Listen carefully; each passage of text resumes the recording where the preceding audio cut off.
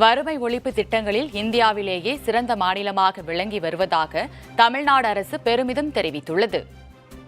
இது தொடர்பாக தமிழ்நாடு அரசின் செய்தி மக்கள் தொடர்பு துறை வெளியிட்டுள்ள தகவலில், முதலமைச்சர் மு.க.ஸ்டாலின் ஆட்சி பொறுப்பேற்ற பின் உணவு மற்றும் நுகர்வோர் பாதுகாப்புத்துறை வாயிலாக நிறைவேற்றப்பட்டுள்ள புதிய திட்டங்களால் தமிழ்நாட்டிலிருந்து வறுமை முற்றிலும் அகற்றப்பட்டு மக்கள் பசிப்பனி ஒழிந்து வளமான வாழ்வில் மகிழ்ச்சி கொண்டுள்ளதாக தெரிவிக்கப்பட்டுள்ளது.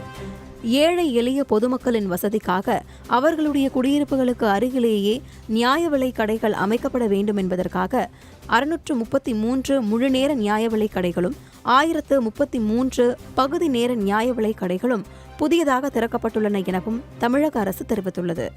கடந்த 2023ஆம் ஆண்டில் டிசம்பர் 3 மற்றும் 4 ஆகிய தினங்களில் ஏற்பட்ட மிக்ஜாம் புயலினால் ஏற்பட்ட கனமழையினால் சென்னை, திருவள்ளூர், காஞ்சிபுரம் மற்றும் செங்கல்பட்டு ஆகிய 4 மாவட்டங்களில் வெள்ளத்தினால் பாதிக்கப்பட்ட குடும்பங்களுக்கு தலா 6000 வீதம் 23,18,200 குடும்பங்களுக்கு மொத்தம் 1390.9 கோடி ரூபாயானது மாநில பேரிடர் நிவாரண நிதியிலிருந்து நிவாரண நிதியாக வழங்கப்பட்டது எனவும் தமிழக அரசு தெரிவித்துள்ளது.